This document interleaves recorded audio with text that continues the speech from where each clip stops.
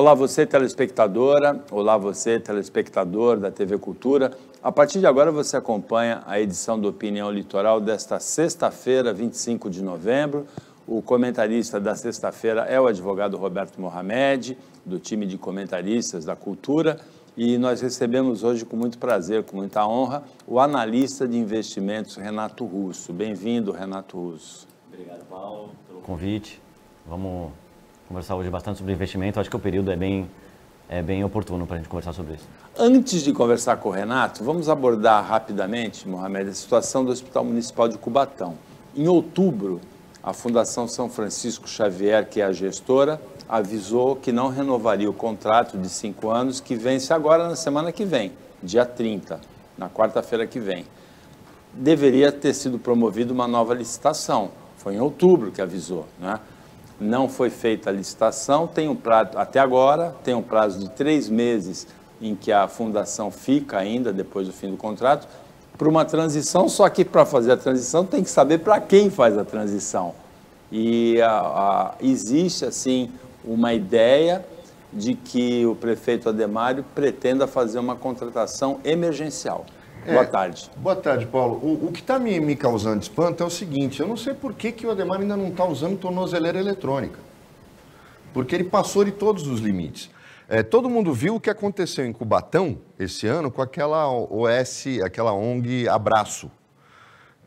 Aquilo era para botar o cara responsável por isso, leia-se o prefeito, na cadeia. Que é escandaloso. Todo o episódio de mudança no Conselho Municipal que aprovou a contratação daquela ONG, que é vigarista, e não deixou ela na mão e arrumou outro contrato, já era para ter tirado ele da prefeitura. Agora, a questão do Hospital de Cubatão, eu falo desde o início do primeiro mandato. Desde o início do primeiro mandato. E agora ele está fazendo exatamente a mesma coisa que eu já critiquei, que já foi feito da outra vez. Ele cavar uma contratação emergencial, ela deixa de ser emergencial. Agora fica uma pergunta, cadê você, Ministério Público de Cubatão? Onde vocês estão? Escondidos aonde? Porque não é possível, ninguém faz nada. O caso da Abraço já era para ter tirado o cara da prefeitura. E agora essa do hospital tem tempo hábil para fazer o edital e ele não faz deliberadamente. É para garantir contratação, criar contratação emergencial, é vergonhoso. Agora, eu faço novamente a pergunta. Parodiando um certo candidato a governador que perguntava na campanha eleitoral na década de 80, onde está você, Franco Montoro? Eu estou perguntando, onde está você, Ministério Público de Cubatão? Onde vocês estão? Em agosto, lembrando, houve uma operação da Polícia Federal de investigação de desvio de verbas na área da saúde em Cubatão, não era para o hospital, que fez busca e apreensão na casa do prefeito e também na prefeitura. Mas vamos saber do Renato Russo, nosso convidado. A gente tem escutado muito nos últimos tempos a expressão de que o mercado fica nervoso, né? Fica nervoso com algumas declarações do presidente eleito. Você, que faz parte do mercado, fica nervoso, Renato? A gente fica nervoso com incertezas, né? Então, estamos num período de transição, né? Então, o governo eleito, ele agora só toma posse dia 1º de janeiro, mas ele tem esse período que ele senta com o atual governo e discute-se como é que vai ser o orçamento do ano que vem, porque afinal de contas ele entra no governo já com o orçamento, com a Câmara, já tudo encaixado, né? Tem muitas incertezas, e essas incertezas elas fazem o mercado oscilar, porque é o seguinte, vamos lá, se o governo eleito quiser gastar 200 bilhões de reais a mais além do orçamento, isso vai pressionar a inflação, isso vai fazer com que o Banco Central, que hoje é independente, postergue a queda da taxa de juros, que é bom para todo o mercado. A taxa de juros alta é um estrangulamento da economia, né? Então essas incertezas fazem a flutuação, fazem os preços flutuarem para cima e para baixo, o dólar, ou uma ação, ou juros, né? Porque ninguém sabe exatamente o que vai acontecer, né? E qualquer fala, qualquer colocação, qualquer entrevista faz com que aumente a incerteza, ou não que aumente, mas que coloque uma incerteza ali e vai fazer o preço flutuar, o preço de hoje flutuar porque é uma incerteza futura. Agora, Mohamed, as notícias de hoje dão conta de que existe uma tendência, né, ainda muita especulação, de ter o Pércio Arida no Ministério do Planejamento, a economia seria desmembrada, e o Fernando Haddad na pasta da Fazenda. O Fernando Haddad almoça na Febraban, deve estar almoçando nesse momento em que o programa está no ar, com os grandes banqueiros brasileiros. E ele, muito sabiamente, muito espertamente, melhor dizendo, nessa semana, andou soltando um boato de que o principal objetivo dele seria 100 dias de redução de despesas, um projeto de reduzir todas as despesas possíveis em 100 dias, 100 primeiros dias de governo. Então, Paulo, eu não acredito que o Haddad seja o ministro da Fazenda. E vou deixar claro por quê. O Haddad tem claramente... O ministro da Fazenda, historicamente, se a gente for buscar já no governo Fernando Henrique e no próprio governo Lula, é um cara que não pode ser candidato a nada. Vamos buscar a história. Pedro Malan fica 8 anos no governo Fernando Henrique, não saiu absolutamente candidato a nada, nem a deputado depois... Era ministro da Fazenda do Itamar. Do Itamar, mas... E aí que foi, aí propositadamente, a gente viu o que acontece, ministro tampão e sai candidato em cima do sucesso. Mas o correto, a estabilidade vem da onde? Vem disso, aí você vê o exemplo do Fernando Henrique. Manteve o Malan 8 anos lá, um cara técnico, um cara que ficou na economia, que não se metia em política e não foi candidato a nada. Não construiu carreira, não estava lá para construir carreira. Então é o cara que faz o que tem que ser feito, para o bem ou para o mal. Durante o governo Lula, ele pega o Palocci, que era político e que sai da política para ser o ministro da Fazenda. Depois do Palocci, o desastre do Guido Mantega, que é um desastrado, tanto que estava na equipe de transição, ele caiu antes de entrar. Porque ele é desastrado, não é que o Guido Mantega é incompetente e tal, ele é desastrado, é aquele elefante na loja de copo. Não acontece esse tipo de coisa, mas Guido Mantega não era candidato a nada, não foi preparado para ser sucessor, governador, senador, nada disso. Aí agora você vê, o próprio Paulo Guedes, vê se Paulo Guedes foi candidato a alguma coisa, apresentou. Não, é requisito essencial que o ministro da Fazenda não seja um cara que tem foco num sucesso pessoal, porque aí ele não vai tomar nenhum tipo de decisão que seja impopular. Ele vai estar preocupado o tempo todo com a imagem que ele está construindo perante o eleitorado. Então, colocar o Haddad, que todo mundo sabe, que tem claramente um objetivo e um plano B. O objetivo é ser o candidato a presidente da República na sucessão do Lula, que só tem mais um mandato, que só vai exercer esse mandato, já deixou isso claro. E o plano B dele é ser novamente candidato a governador de São Paulo. Esse é o sonho, é o objetivo de vida do Haddad. Aí eu pego um cara desse, que tem claramente um objetivo político, e coloco como ministro da Fazenda. Eu estou destruindo as minhas perspectivas de governo. E o Lula pode ser tudo, menos burro. Então, e quem está plantando? Vou colocar claramente aqui, as pessoas vão entender a hora que o Lula anunciar o ministro da Fazenda. Quem planta estas notícias é o próprio Fernando Haddad. Ele está plantando isso. Na política, ao contrário do que as pessoas precisam entender isso. É como foi a questão do mercado que o Renato falou. Eu tenho dito aqui no programa, o Schiller, por exemplo, na Bandeirantes, falou que não, porque o mercado são milhões de investidores. Não são, Schiller, acorda, né? Para de tomar óleo de cannabis antes de trabalhar, para não falar bobagem, não seja infantil. A qualidade do trabalho dele não permite que ele seja tão infantil assim. O mercado não são os milhões de investidores, são os caras que investem o dinheiro desses milhões de investidores e ganham em cima do que eles têm. Ou seja, são os 30 caras que mandam no mercado, das 5 grandes corretoras, dos 5 grandes bancos, dos 5 grandes fundos de investimento. São esses caras que se reúnem e falam, vamos ferrar quem hoje? É isso, e para ganhar. Por quê? O objetivo desses caras é só ganhar dinheiro.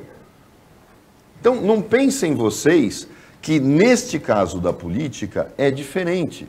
Existe um grupo de pessoas que planta notícias. O amigo que trabalha na Globo News, o amigo que trabalha na Band News, o assessor que já foi dele, que trabalha na Globo, que está na Bandeirantes, e aí ele solta a nota para o cara, olha, tem uma bomba para você. O Haddad vai ser o ministro. É a própria equipe do Haddad que planta a notícia para que o mercado diga isso, coloque isso claramente, para que você pressione o presidente da República. Só que ontem, quem realmente manda, em relação, manda que eu digo é o cara que consegue chegar perto do Lula e falar no ouvido dele. Jacques Wagner, que é uma pessoa extremamente próxima, um dos poucos escudeiros que sobraram para o Lula daquele momento inicial do governo em 2003, o Jacques Wagner ia ter uma reunião com ele hoje e deu uma declaração pública. O Lula tem que definir quem vai ser o ministro da Fazenda, senão a gente não aprova a PEC do teto emergencial. Exatamente pelo motivo que o Renato falou, né? Os deputados querem explicações adicionais, não querem só saber da PEC. Qual é a âncora fiscal que vai ser adotada para encaixar a PEC fora do teto, né? Então, isso alguém acalma, que explique isso esclarece. E com esclarecimento, isso acalma. Mesmo que seja ruim, isso acalma. Porque assim, vai ser ruim. Aí você trabalha e atua no ruim. Vai mandar dinheiro para fora, vai comprar dólar, sei lá, tanto faz. Tem um monte de coisa que pode ser feita. E falando do mercado, né? Ou da política também. Então, vai ser feita dessa forma, aí arruma-se para os governadores também têm interesse em saber o que vai acontecer, porque o Estado precisa do dinheiro da União e as prefeituras do dinheiro do Estado e da União também. Então isso tem que ser respondido, porque o que acontece? O governo, né, a Câmara, né, o governo precisa saber se ano que vem vai ter novamente um déficit. A gente vai fechar esse ano agora, 2022, pela primeira vez desde 2013, na verdade. 2014 já teve um déficit, né? Desde 2013 a gente vai fechar pela primeira vez com um superávit primário. Então, explicando, o superávit primário nada mais é que o seguinte, você arrecadou mais do que você gastou. Ainda tem os juros, né? Tem que pagar os juros também. Então, mas desde 2014, o governo arrecada, aí acaba o ano, ele gastou mais, ele teve um prejuízo, então ele tem que pegar um empréstimo para pagar o prejuízo do ano, além dos juros do empréstimo. Então o cheque especial do governo só aumenta, né, o quanto o governo se endivida, só aumenta desde 2014. Então tem que ver, e detalhe, se o rombo for sempre crescendo, sempre maior, o Brasil ele perde a capacidade de investimento.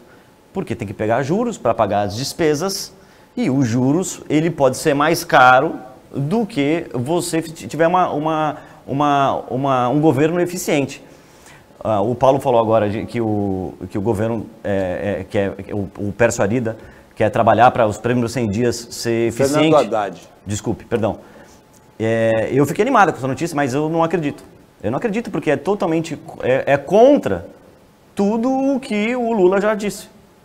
Vai ser lindo se trabalhar para cortar a despesa, mas é contra o que ele disse e é contra o que está acontecendo nesse momento. Na verdade, é cortar despesas, fazer uma força-tarefa para cortar despesas, onde elas podem ser cortadas, pelo que eu entendi, foi a minha leitura da fala do Haddad, para poder aplicar nos programas sociais que são a prioridade do governo Lula, né?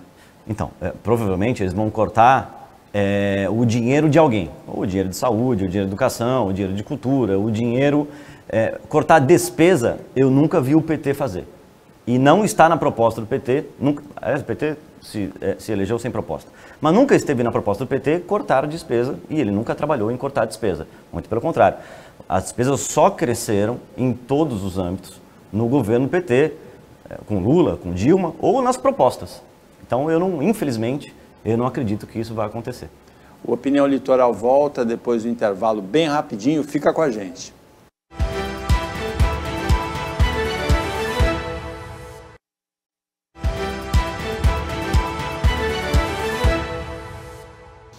Voltando com a Opinião Litoral, que nesta sexta-feira tem o Roberto Mohamed como comentarista e recebe como convidado o analista de investimentos Renato Russo. Mohamed. Renato, tem uma coisa, um fenômeno que vem ocorrendo no Brasil já há algum tempo, e eu critiquei outro dia aqui no programa. Aí a gente trouxe um convidado economista que era ligado ao Santander, já tinha passado pelo Citibank, por grandes bancos, para falar da concentração do sistema bancário e de uma outra ponta deste processo, que foram as fintechs. Eu, por experiência própria, acho um absurdo esse negócio de eu ter conta corrente num banco onde eu não sei onde ele fica, eu não sei quem é o gerente, eu não conheço nada. Essas porcarias tipo Original, Nubank, C6 e tal, isso para mim é lixo. Isso é... Porque as pessoas dizem, mas a gente não paga taxa. Tá, então vai para o Banco Postal que o Lula criou, pelo menos você sabe onde fica, na agência do Correio. Agora, infelizmente, você cria uma série de empresas que pegam o dinheiro de todo mundo e que ninguém sabe quem é o cara que é dono, ninguém sabe onde está, ninguém sabe onde fica e não são fiscalizadas pelo Banco Central. Esse, para mim, é o maior problema. Esse fenômeno de duas pontas surgiu no meio de uns anos para cá, e eu acho que a primeira foi a XP, das corretoras, que não eram banco. Eram simplesmente corretoras. Atrás da XP começaram a surgir outras, mas a XP se consolidou no mercado como a maior delas e a que mais cresceu. A gente está caminhando, e muita gente confunde a XP com essas fintechs, que são um negócio completamente diferente. Sim. A solução, e o Brasil tem um mercado bancário restrito, talvez um dos únicos no mundo tão concentrado na mão de 5 grandes bancos, 4 se a gente incluir a Caixa Econômica Federal, e 2 que ficam tentando entrar na brincadeira, que é o Mercantil do Brasil e o Safra, mas é Santander, Bradesco, Itaú e Banco do Brasil, são os caras que dominam o mercado. Do lado de cá, um monte de fintech que você não sabe de onde vem. E aí as grandes corretoras, vamos destacar as duas maiores, que seria o BTG e a XP. O BTG é banco, mas é um banco de investimento. O mercado brasileiro não dá sinal nenhum de descentralização, de pulverização, que estimula a concorrência e acaba beneficiando o investidor, que o Schiller chama de mercado equivocadamente. A gente tem alguma perspectiva de que alguém consiga mexer nisso ou vai ficar cada vez mais concentrado? O mercado bancário ele está descentralizando, mas assim, ele é muito consolidado na mão desses 5 bancos que você falou. Mas se a gente falar de investimento, a XP, eu tenho um contrato com a XP desde 2008, sou um dos primeiros 10 escritórios do Brasil a assinar com a XP, então eu consigo falar isso com algum conhecimento de causa. A XP, eu costumo dizer que ela não criou a roda, ela trouxe a roda para o Brasil. Né? Porque ela começou em 2001 como escritório, em 2007 ela se tornou tão grande como escritório que ela comprou uma corretora e jogou seus clientes dentro dessa corretora que naquele momento era dela. E num período curto ela anunciou que ia abrir a plataforma. Então abrir a plataforma é muito simples. Até antes da XP, todos os bancos tinham plataforma fechada. Então você tinha conta no Itaú, aí você ia lá no Itaú, você tinha aplicação, renda fixa do Itaú, fundo do Itaú, crédito do Itaú, seguro do Itaú, previdência do Itaú, tudo do Itaú. Você chegava no Bradesco, você tinha a previdência do Bradesco, o seguro do Bradesco, tudo do Bradesco. É como você ir no Carrefour e só ter produto do Carrefour. Nada impede você pegar o carrinho do Carrefour e colocar 100 produtos do Carrefour, mas assim, é um pouco difícil. Você vai pegar 100 produtos, 50 empresas diferentes, talvez algum do Carrefour. E a XP ela sinalizou que ia fazer isso, né? É um mercado que só tinha acesso aos clientes private, acima de 5 ou 10 milhões de reais, que dentro do banco você tinha acesso a esses produtos todos. Então a XP, ela chegou para o mercado como corretora e abriu esse mercado de plataforma aberta. Você passava a ter conta em uma instituição, nesse caso a XP, e com essa instituição você tinha acesso a produtos do mercado inteiro. Na parte de investimentos, a XP ela realmente foi a grande descentralizadora. E depois vieram outras instituições financeiras fazendo o mesmo, até os próprios bancos também, né? Agora, falando de banco, a grande mudança se deu ainda no governo Dilma, né? Quando o Banco Central mudou algumas regras para ter banco, né? Para ter banco, enfim, para ser uma instituição financeira bancária, né? Como, por exemplo, os bancos não precisariam mais ter agências, além de outras regras também, mas não precisariam mais ter agências. Ao contrário do que você disse, esses bancos todos, inclusive um que você citou, eu sou cliente há alguns anos, são amplamente fiscalizados, tanto quanto o Itaú ou esses outros grandes, né? Não tem agência, não tem problema nenhum. Não sei vocês, eu não vou a uma agência há muitos anos, muitos. Eu não vou numa agência bancária. A última vez que eu fui, nem era para mim. É que a gente é velho, a gente gosta de tomar café com o gerente. Eu gosto disso também. Porque eu chamo meu cliente para o meu escritório. Mas então, com essas... como é mais fácil você abrir... É mais fácil você ter uma instituição financeira e também é fácil você ter uma conta numa instituição financeira. Então, para abrir uma conta, eu sou cliente do Banco Original. Para eu abrir, também sou do Nubank e do Inter também, porque eu abri conta em todas as instituições financeiras para saber como é que elas atuavam, como é que elas estão fazendo, até para pesquisa de mercado. Mas eu trabalho, a minha conta pessoa física é Banco Original. E para eu abrir uma conta em todas as instituições financeiras, vem uma facilidade também para dar golpe. Mas para abrir uma conta em todas as instituições financeiras, você não precisa ir na agência, até porque a agência nem precisa, nem existe. Então você pega o celular, e aí você abre tudo aqui pelo celular, tira uma foto, tira a foto do documento, tira a foto segurando o documento do lado. Tem um processo, né? Não sei se já passaram por isso. Então está mais fácil abrir conta e está mais fácil ter uma instituição financeira. Com isso, se você olhar o mercado, os números ainda são muito pequenos. Essa é a descentralização, a desconcentração do mercado. Exatamente, ainda está lá em cima dentro desses 5.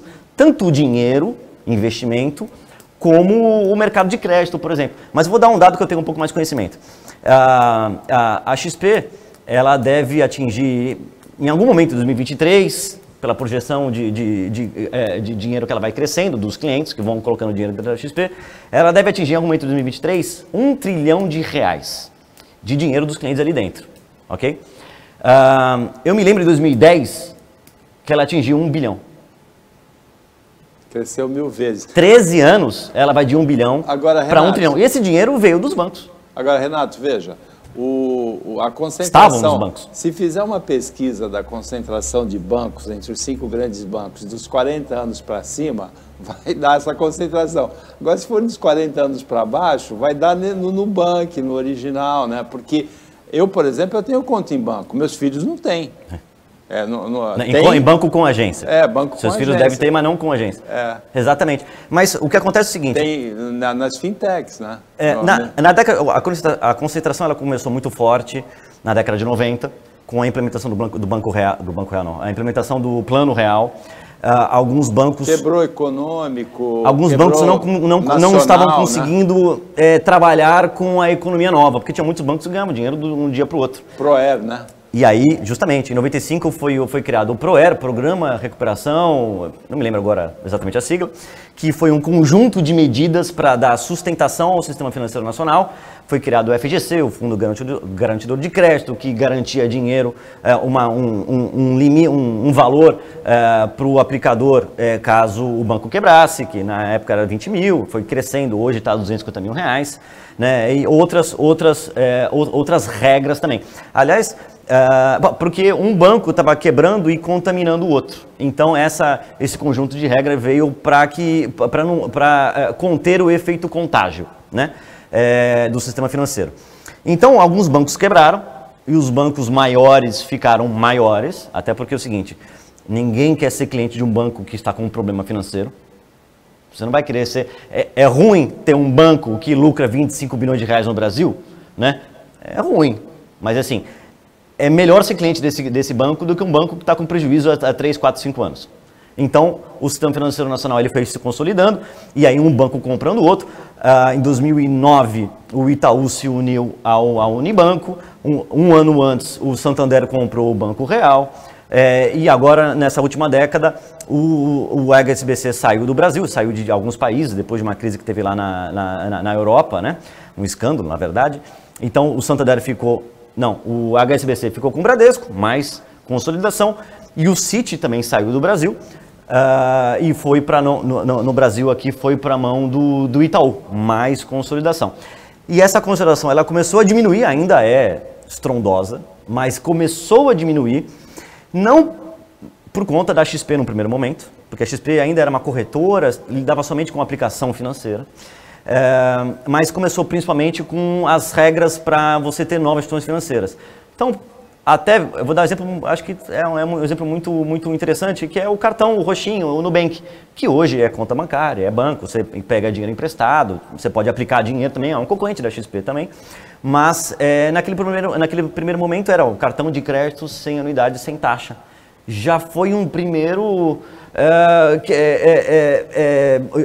um primeiro gerador de divisa que tinha aqui um cartão de crédito para qualquer um, quer dizer, com análise, com qualquer um sem taxa, eu não preciso chavecar o meu gerente do banco, não preciso ter 200 mil reais lá no banco, né? E aí, com essas facilidades que o Banco Central implementou, as instituições vieram criando novas instituições. Tem uma série de outras instituições que não são corretoras, mas que emprestam dinheiro para comprar imóvel, para comprar carro, e isso está descentralizando. Você dando exemplo de imóvel, porque o Brasil, o mercado bancário para comprar de imóvel é muito dependente da poupança. Porque, você vê, a Caixa Econômica Federal, 70% dos imóveis financiados no Brasil são pela Caixa Econômica Federal. Não por coincidência, qual que é a única instituição financeira que ainda vai na televisão e faz propaganda de poupança? É a Caixa Econômica Federal. Porque o dinheiro da poupança ele tem que retornar para o mercado imobiliário, via crédito, mercado imobiliário, né? Então você tem algumas regras que têm que ser ainda trabalhadas dentro do sistema financeiro para descentralizar mais, mas o mercado já andou muito na última década, mas ele estava muito consolidado. Os bancos brasileiros ainda são os mais rentáveis do mundo, porque é consolidado. Só esclarecendo, o PROER, a sigla, eu fiz uma consulta aqui, Obrigado. É Programa de Estímulo e Fortalecimento, Programa de Estímulo à Reestruturação e Fortalecimento do Sistema Financeiro Brasileiro. É de 95, primeiro 95. ano do Fernando Henrique. O PT foi contra. Agora, tem uma coisa que é interessante. O Renato acabou de descrever onde está a descentralização. Você descentraliza a pessoa física, e pessoa física até a classe média, e você centraliza as grandes empresas e o mercado gerador de riqueza nos grandes bancos. Por exemplo, o crédito rural, ele está centralizado. As operações de câmbio para importação e exportação, elas estão centralizadas. Você não faz isso no Nubank, você não faz isso no C6, você não faz isso. Você vai fazer no Bradesco, no Itaú. Por que o Bradesco comprou? Muita gente se pergunta, quando houve o processo de incorporação dos pequenos bancos pelos grandes, ele obedeceu uma lógica. O Itaú tinha a meta de criar uma plataforma de clientes, pessoas físicas, de alto rendimento, e aí o que ele faz? Ele começa no Crédit Generale, vai para o Boston, para as operações latino-americanas do Boston, e depois culmina com o Citibank. Isso tudo hoje é o Personalité. O Santander vai num outro caminho. A gente nota, o Santander não é muito chegado em tratar os outros diferentemente, até porque ele gosta de gado. Não é à toa que é um dos piores bancos da Europa e é praticamente odiado pelas populações nos países onde ele... Na Espanha, então, nem se fala. Mas o Bradesco, por exemplo, já tinha uma outra visão. O Bradesco, por exemplo, quando comprou o Crédit Real, ninguém imaginava... Para que o Bradesco vai comprar o Crédit Real? Era por causa da carteira de câmbio do Crédit Real. Os bancos tinham objetivos específicos quando adquiriam bancos. BMG também. Porque o Crédit Real, pouca gente sabe. O Banco de Crédito Real de Minas Gerais, que era banco estatal, era a carteira de câmbio mais antiga do Brasil. Era mais antiga que a do Banespa e a do Banco do Brasil.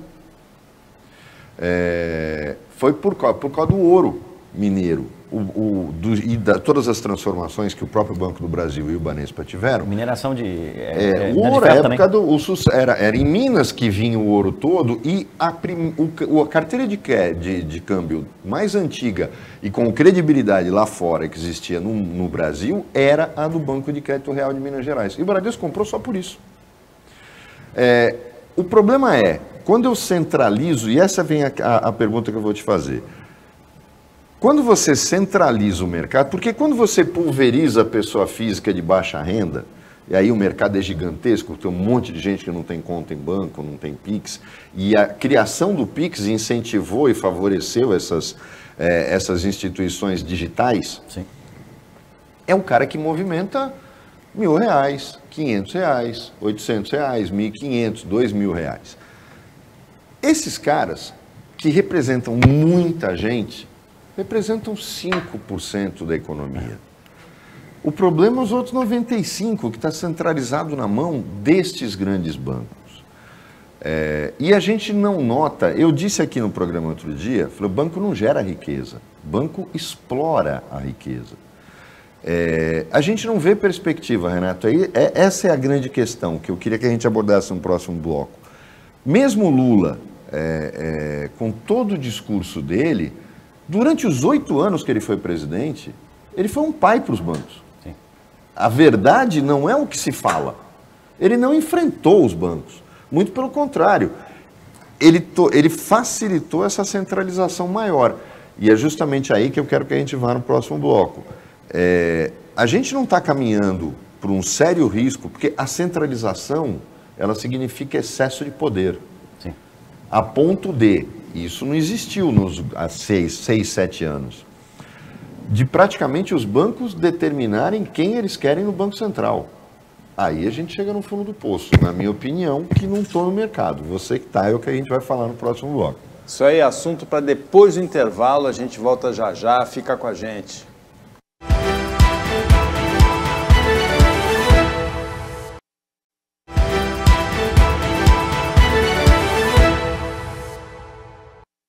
Voltando para o último bloco do Opinião Litoral desta sexta-feira, em que o comentarista é o Roberto Mohamed, advogado, e o nosso convidado é o Renato Russo, analista de investimentos, que vai falar sobre essa concentração das operações bancárias de grande porte no Brasil, não é, Renato? Exato. Como eu vinha dizendo, o mercado ainda é concentrado, e, sobretudo nessa parte de grandes empresas. Agora, quando o Roberto Mohamed falou 95%, é com exagero ou sem exagero? Que os 95%, que os 5% representam 95%? É por aí. Porque o que acontece? Grandes empresas precisam de grandes instituições financeiras. Não dá para eu atender a conta da Vale. Não tenho essa capacidade, entendeu? Então, quando a Vale vai tomar... Por enquanto, né? Por enquanto, vamos ver aí. Quando a Vale vai tomar crédito no mercado, ela vai tomar um crédito muito grande. Quando a Petrobras vai tomar crédito no mercado, ela vai tomar um crédito muito grande. Então, ela precisa de uma instituição financeira que seja tão grande, quase que tão grande quanto ela, vamos colocar dessa forma. Às vezes não é nem dentro do Brasil, né? Não, tem capacidade para fazer isso lá fora, claro, né? Às vezes ela nem precisa do banco exatamente para tomar crédito, ela faz isso, uma emissão diretamente para o investidor. Essa semana a gente teve... Agora que acabou, posso falar, né? Mas, bom, semana passada teve emissão da Petrobras. A Petrobras captou R$1,5 bilhão de reais no mercado para investidor final. Então, o investidor final poderia, descentralizando, ou seja, ao invés da Petrobras tomar dinheiro no banco, e também, ao invés o cara que tem R$1.000 ou R$10.000 não conseguir entrar nesse acesso, por conta da XP, isso descentralizou. Ou seja, o cara de 5 mil, o cara de R$1.000, R$10.000, ele consegue emprestar dinheiro para a Petrobras. Isso não existia 10 anos atrás. Porque você tinha que ter muito dinheiro para você acessar um andar muito superior lá no banco e ter acesso a esses produtos que eram chamados de diferenciados, que hoje não são. E o Roberto citou o mercado de pessoa jurídica, eu quero dar um exemplo da descentralização, ok? Vou dar o exemplo de uma construtora, que em Santos tem muito construtor, e eu já venho conversando com alguns nesse exemplo que eu vou dar. Tá? Então, você tem basicamente 3 tipos de incorporadores, né, que vão subir um prédio. Né? Você tem aqui, e aqui em Santos você tem os 3, e a gente conhece ali os 3. Você tem o construtor que sobe o prédio 100% com capital próprio, e na hora de financiar para o consumidor final, ele financia diretamente com ele. Fala, eu financio. E ele fica com a carteira de crédito para ele. Ele tem tanto dinheiro que ele sobe um outro prédio e tudo bem. Aí na outra ponta você tem aquele construtor que não tem a capacidade de subir um prédio. Então ele tem algum dinheiro, vai subir um prédio que custa, sei lá, 20 milhões de reais. Aí ele tem 5 milhões de reais, ele começa o prédio, em algum momento ali 10%, 15%, ele acessa um banco e o banco entra financiando a obra dele como contrapartida. Quando os compradores forem financiar o imóvel, ele joga aquele financiamento para o banco. E você tem o meio do caminho, que é onde eu vou tentar entrar, que é o seguinte, o cara ele tem dinheiro para subir um prédio. Por exemplo, ele tem 35 milhões, né, a construtora, e para subir um prédio custa 20. Então, teoricamente, ele pode subir um prédio de 20 milhões e ele poderia fazer um financiamento diretamente com ele, como construtora. Só que ele não vai fazer isso, porque senão ele se engessa, não consegue construir um outro prédio, não consegue construir terreno, comprar terreno e subir um outro prédio. O que ele faz? Ele sobe o prédio com capital próprio, para não tomar juros. Na hora do financiamento, ele faz um financiamento com o banco. Vai lá, o prédio está pronto, está pago, vai lá financiar com o banco que você quiser. E aí, o banco paga o imóvel, né, e fica alienado e tudo bem, ele pega o dinheiro dele, ele vendeu à vista, né? Ele pega o dinheiro dele e vai subir outro prédio. Onde que eu vou tentar entrar e você vai entender agora a pessoa jurídica. Eu estou conversando com consultores, falo assim, por que você não sobe com o seu capital próprio? Na hora de financiar, você financia diretamente com a consultora, que é você. Quando você vender tudo, você vai ter uma carteira de crédito. Vamos tentar conversar e vender a sua carteira de crédito no mercado. Você elimina um intermediário, que nesse caso é o banco, porque a sua carteira de crédito chama-se, um exemplo dele é CRI, Certificado de Recebíveis Imobiliários. É uma dívida imobiliária, qualquer pessoa pode comprar, o mínimo de R$1.000, pode comprar uma dívida imobiliária, você vai ganhar juros com imóveis como garantia. Então, esse é um exemplo da descentralização. Só que o seguinte, o mercado brasileiro, o Brasil tem 220, quase 220 milhões de pessoas, é o 10º maior PIB do mundo, e ainda está na mão de 5 bancos. Então, essa descentralização está acontecendo, a passos até que, não vou dizer largos, mas acontece que assim, a centralização ela era muito, ainda é, mas ela era muito, no pico, ela era muito forte. Isso está acontecendo, mas está acontecendo com uma velocidade não tão grande, até porque os bancos têm muito dinheiro e eles compram os seus concorrentes. Então, até 2017, o Itaú comprou 50% da XP, pagou 6 bilhões de reais. Naquele momento, o Itaú tinha 60 bilhões de reais em caixa para fazer algo. E os acionistas, que pode ser qualquer pessoa, estavam pressionando o Itaú para fazer alguma coisa, ou distribui para dividendo, né, ou investe em alguma coisa. Aí comprou 50% da XP com 6 bilhões, 10% do capital. Então essas instituições financeiras, que ainda são ainda a grande fatia do mercado, ainda têm muito dinheiro para comprar os seus concorrentes também. Mas os concorrentes estão aparecendo, tanto trabalhando na pessoa física ou na pessoa jurídica. Mas a pessoa jurídica ela começou 2, 3 anos para cá. A pessoa física começou 15 anos atrás. Mas isso vai acontecer. E o mais curioso, olhem só como é o mercado, e eu queria que o Renato falasse, lá fora, dificilmente você tem operações de crédito para grandes empresas. O que elas fazem? As famosas aberturas de capital. Você tem duas, é que eu ainda sou velho do tempo que só tinha opção duas, ou você comprava ações ou você comprava debêntures, porque debêntures é tomar dinheiro no mercado com a promessa e a opção de te vender ações daqui a 3, 4 anos quando vencer aquela debênture. Ou seja, as duas maneiras são a de buscar dinheiro no mercado sem pagar juros. Por quê? Porque você vai buscar sócios. Você vai pagar a parte do seu lucro para eles e não juros bancários sobre o dinheiro que você pegou. Mas a gente tem uma cultura ainda...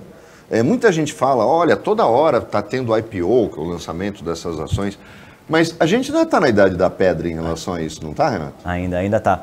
debênture, só te corrigindo, debênture paga juros. Debênture nada mais é do que uma instituição, né, uma empresa não financeira, uma empresa ir para o mercado tomar dinheiro emprestado. Sim, mas ela dá garantia o próprio capital dela. Hoje, sim, mas não necessariamente conversível em ações como era antigamente muito comum. Hoje é pouco comum você ter uma debênture conversível em ações. Então, a Petrobras, aproveitando, semana passada, captou R$1,5 bilhão via debênture. É uma empresa, sou uma empresa, sou a Petrobras, o meu balanço é esse aqui, e eu quero pagar de juros por 10 anos, tantos por cento ao ano. Quem quer? O mínimo é R$1.000, né? E isso foi feito, captou R$1,5 bilhão, um pouco mais de R$1,5 bilhão. Só que esse mercado é muito pequeno ainda. Ou oferta pública de ações, ou alguma coisa, ou qualquer coisa parecida disso. Porque o mercado brasileiro ele é muito pequeno. O mercado brasileiro, você vê, quando eu abri o escritório em 2007, quando eu entrei no mercado em 2020, você tinha 35 mil CPFs cadastrados na Bolsa de Valores. E o Brasil já tinha 180 milhões de pessoas. Quando eu abri o escritório em 2007, tinha 200 mil CPFs na Bolsa. Em 2008, pulou para 500 mil, porque em 2007 teve duas aberturas de capital que chamaram muita atenção. Que foi a abertura de capital das duas bolsas, da Bovespa, Bolsa de Ações, e da BMF, Bolsa de Futuros, né, derivativos, né, que depois se uniram. E aí, em um mês e meio, em 45 dias, o número dobrou de investidores na Bolsa de Valores. Hoje, esse número é próximo de, ainda abaixo, de 5 milhões de reais. Então, 5 milhões de CPFs. É uma quantidade muito pequena, uma porcentagem muito pequena em relação à população total. Agora, Renato, explica rapidamente o crescimento vertiginoso que você mesmo falou aqui da XP, né? Sim. De 1 bilhão para 1 trilhão, de capital investido, né? De captado, em 10 anos. Em 13 anos, 13 anos. Tem originalidade da maneira de operar? Tem a ver com uma campanha de publicidade muito bem feita? O que aconteceu para esse crescimento todo? Tem a ver com genialidade, a ideia, o projeto, na hora certa também. Então, abriu a janela e o cara estava pronto para entrar nela. Oportunidade. A XP, voltando, começou em 2001, o escritório do tamanho dessa sala que estamos, né, 4 pessoas, e no primeiro ano ela patinava, porque naquele momento tinha poucas pessoas que só abria conta em corretora de valores, quem queria operar Bolsa de Valores, ações, né? E os sócios, os fundadores, né, o Marcelo e o Guilherme, foram fazer a mesma coisa, né? Abrir um escritório no Sul, plugado numa corretora de valores, abrir conta de cliente para operações. E em algum momento do primeiro ano, eles perceberam que o investidor orientado, educado financeiramente, ele ficava confortável de colocar mais dinheiro no mercado, porque ele sabia melhor como funcionava, ele entendia melhor os riscos que ele estava assumindo. Aí a XP, ela criou a XP Educação. Então, durante anos, ela fazia muitas palestras e também, ao final da palestra, ela vendia que era de graça, e ao final da palestra ela vendia um curso.